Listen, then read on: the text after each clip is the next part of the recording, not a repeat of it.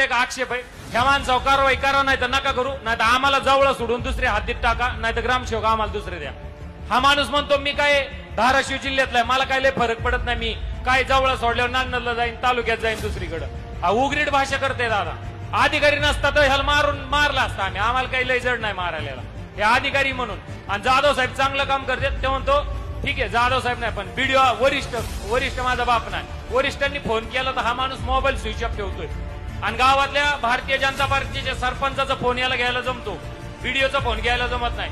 नाविलाजानी तहसीलदार साहेबांनी तिथं पत्र दिलं की तात्पुरती कारवाई थांबवण्यात यावी आणि पर्यायी जागा द्यावी.